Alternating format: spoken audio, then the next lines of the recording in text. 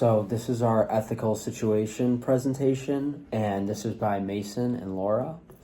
And our ethical situation we chose was Lee works at a coffee shop and is struggling to make ends meet at the end of the month as she has no money left in her bank account.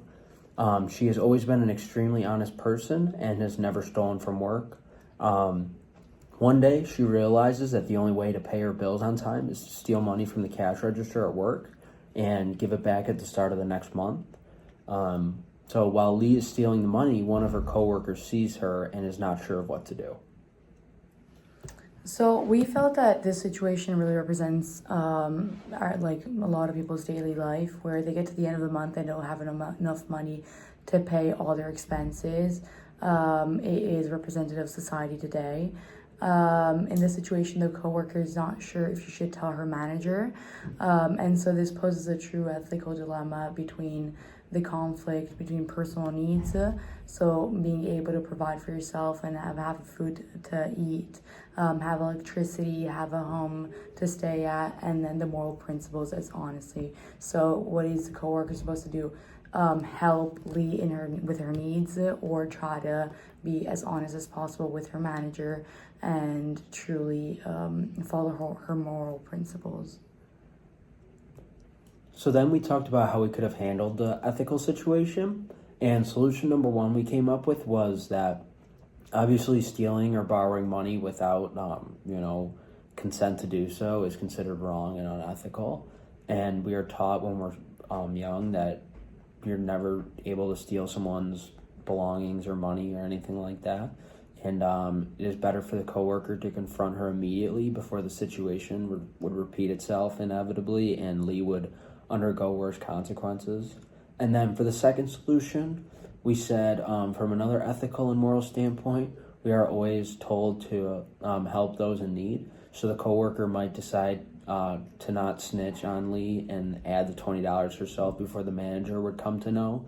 So the reason we came up with these two ideas was because we felt that the first one, just in terms of the coworker not getting confronted immediately, we think that really could have de-escalated the situation, and the money just would not have been stolen in the first place, and that would have prevented the ethical situation from even happening. And then solution number two, the employee putting the money back in herself. We thought that could be a really good solution, because with, people just being, good Samaritans, that's really a good option of, just putting the money in herself and being a good friend to Lee. So we really felt that those two were good solutions. Yeah, so as Mason said, the coworker was probably the character in the most difficult situation. Probably if I would have been the coworker, I would have given the money myself to try and avoid this ethical situation and try to help Lee out as much as possible. So there wouldn't have been any issues in the working environment, and Lee would have been able to pay all her expenses. Probably another way that this ethical situation could have been avoided was if Lee in the first place would have confronted her manager and explained her difficult situation with the money not being able to get to the end of the month.